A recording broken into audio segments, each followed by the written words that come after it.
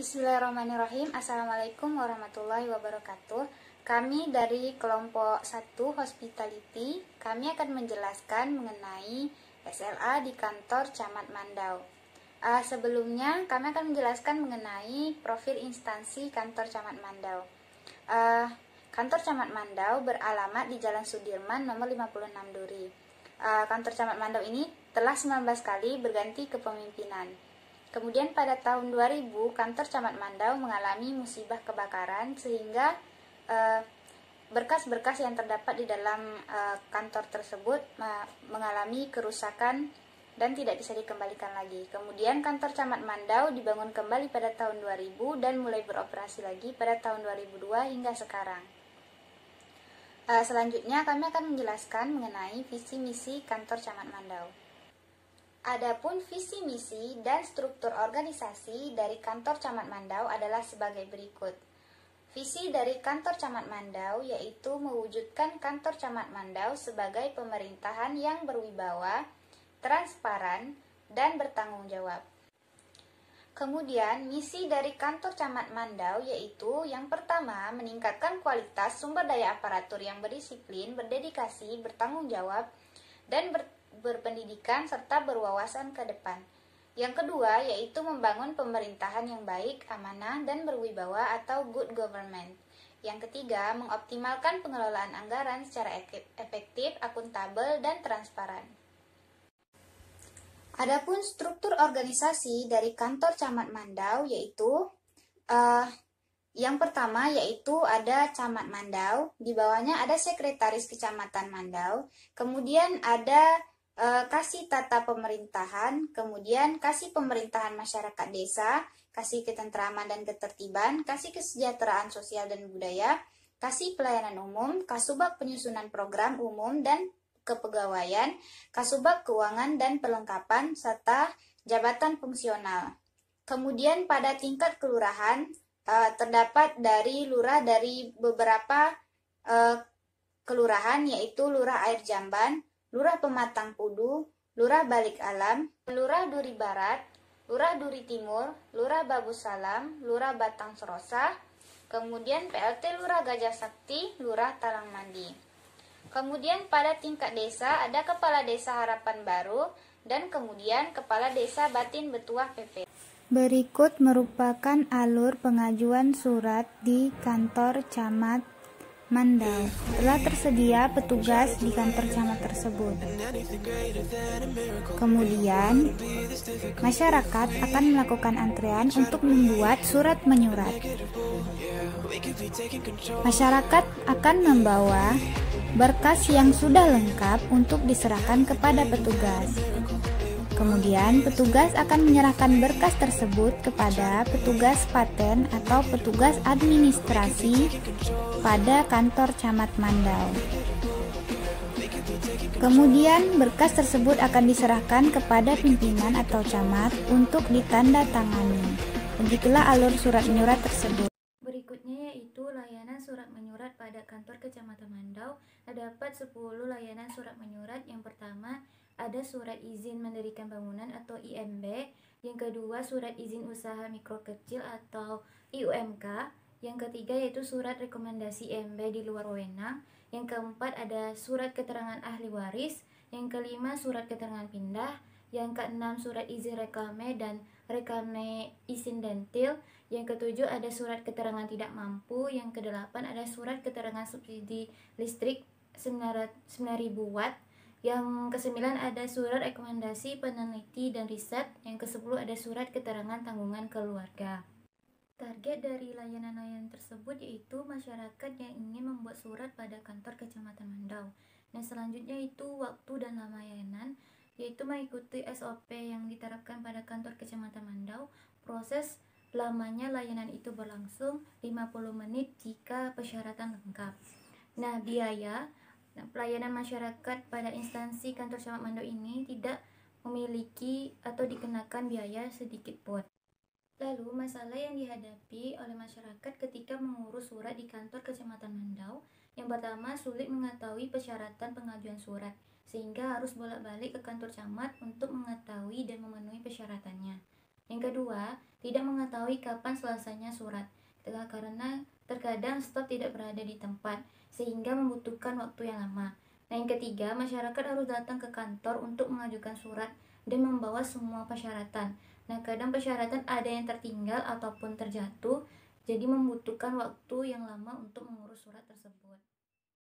Selanjutnya yaitu aliran dari layanan baru yang kami ajukan pada kantor Camat Mandau, yaitu ada 3 aliran layanan baru. Yang pertama yaitu pengajuan surat, yang kedua yaitu tracking surat, dan yang ketiga yaitu melihat persyaratan dari surat yang akan diajukan.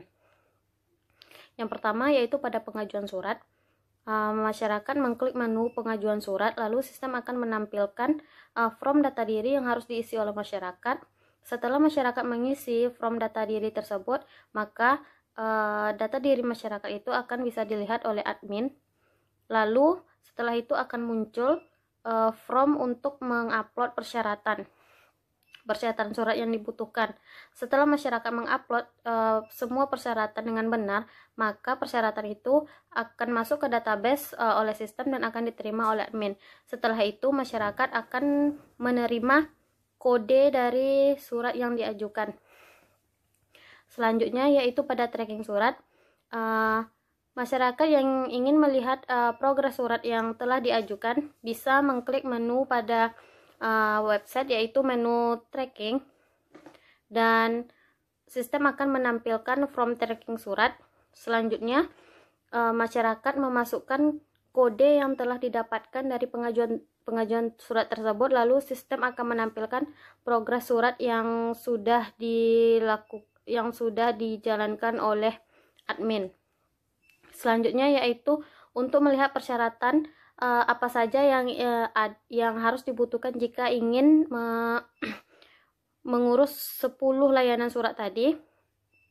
Yang pertama yaitu pada website akan tersedia salah satu layanan surat, lalu masyarakat akan mengklik surat apa yang ingin diurus, dan nanti akan muncul persyaratan apa saja yang harus dibutuhkan untuk mengurus surat tersebut. Selanjutnya yaitu komparasi antara layanan lama dan layanan baru. Pada layanan lama, masyarakat harus meminta brosur ke kantor camat untuk mengetahui apa saja persyaratan dari surat yang ingin mereka ajukan. Jadi masyarakat harus bolak-balik dari kantor camat untuk meminta brosur lalu mengurus persyaratan. Pada komparasi layanan baru, di website sudah tersedia persyaratan apa saja yang harus diurus untuk melakukan surat yang ingin masyarakat urus. Jadi masyarakat tidak perlu datang ke kantor camat. Selanjutnya pada komparasi lama yaitu masyarakat harus datang ke kantor camat untuk mengajukan surat. Jika syarat dari surat tersebut tidak lengkap, maka masyarakat harus pulang kembali untuk mengambil surat dan mengambil persyaratan, dan itu memakan waktu yang lama. Pada komparasi baru, pengajuan bisa dilakukan secara online, jadi masyarakat bisa mengajukan surat dimanapun dan mengupload persyaratan yang dibutuhkan. Apabila persyaratan tidak lengkap, maka surat tidak akan bisa diajukan. Selanjutnya yaitu masyarakat harus menunggu lama untuk mengambil surat yang sedang diurus, karena terkadang staf pada kantor camat itu tidak berada di tempat. Pada komparasi baru ini, masyarakat bisa melacak surat yang mereka urus dari fitur tracking pada sistem e-surat Kecamatan Mandau. Selanjutnya yaitu kebutuhan infrastruktur. Pada pegawai kantor camat Mandau membutuhkan komputer atau laptop minimal RAM 2 GB, lalu printer, jaringan internet, dan perangkat lunak seperti web browser. Kebutuhan infrastruktur untuk masyarakat sendiri yaitu smartphone ataupun laptop ataupun komputer dan jaringan internet. Selanjutnya Service Level Agreement atau SLA, yang mana tujuan dari SLA ini sendiri yaitu menghemat waktu masyarakat yang mengurus surat, memastikan layanan dan pemanfaatan teknologi informasi di bidang surat menyurat sesuai dengan kebutuhan pengguna, dan mendefinisikan tingkat layanan yang disediakan oleh kantor camat Mandau untuk masyarakat yang membutuhkan mengurus surat pada kantor camat tersebut. Baiklah, selanjutnya adalah berikut layanan-layanan yang akan mulai berlaku pada kantor Kecamatan Mandau sebagai pengimplementasian teknologi informasi. Berikut teknis-teknisnya. Yang pertama itu ada layanan web persyaratan, yang mana pada layanan ini adalah tersedianya web yang berisi persyaratan-persyaratan untuk mengajukan tiap-tiap surat. Pengguna utama dari layanan ini adalah masyarakat, dan waktu kerja layanan ini adalah bisa 24 jam, lalu service availability-nya itu sekitar 99%. Service reliability-nya itu adalah harus memiliki koneksi internet yang baik, serta service performance-nya adalah maksimumnya 5 detik. Lalu layanan yang kedua yaitu pengajuan surat secara online. Pelayanan ini memungkinkan masyarakat untuk mengajukan surat melalui sistem e-surat dan mengupload persyaratannya di sana. Pengguna utamanya itu adalah admin dan masyarakat. Waktu kerjanya adalah masyarakat bisa mengajukan surat 24 jam, namun hanya akan diproses oleh petugas Kecamatan Mandau pada jam kerja saja. Service availability-nya itu 99%, service reliability-nya itu tidak boleh ada kesalahan dalam penginputan data dan persyaratan, lalu service performance-nya itu sekitar 5 detik. Layanan selanjutnya adalah layanan tracking surat, yang mana layanan ini adalah layanan yang digunakan untuk melacak progres pembuatan surat yang diajukan. Pengguna utamanya yaitu masyarakat, waktu kerjanya itu 24 jam, service availability-nya 99%, service reliability-nya yaitu harus memiliki kode pengajuan surat yang benar dan harus memiliki koneksi internet yang baik. Lalu service performance-nya itu maksimalnya 5 detik. Masyarakat bisa menghubungi pihak Kecamatan Mandau melalui beberapa cara. Yang pertama itu bisa datang langsung ke kantor Kecamatan Mandau yang beralamat di Jalan Jenderal Sudirman nomor 56 Kota Duri, Kecamatan Mandau. Lalu bisa melalui telepon dengan nomor telepon 0765 91344. Lalu yang terakhir bisa melalui email, yang mana emailnya adalah catch.mandau@bengkalis.go.id. Selanjutnya adalah eskalasi masalah, di mana terdiri dari 3 tingkatan. Yang pertama itu adalah kritis dengan prioritas penanganannya 1. Situasi ini hanya dilakukan saat keadaan sangat kritis. Contoh kejadiannya itu adalah aplikasi tidak dapat digunakan karena terjadinya gangguan komunikasi data atau sistem tidak bisa dibuka oleh pengguna karena terjadinya masalah pada server. Respon time-nya itu kurang dari 15 menit serta resolution time-nya kurang dari 2 jam. Lalu tingkatan yang kedua yaitu tinggi, yang mana lebih rendah daripada kritis tadi, dengan prioritas penanganan 2 dan dilakukan pada situasi yang kritis.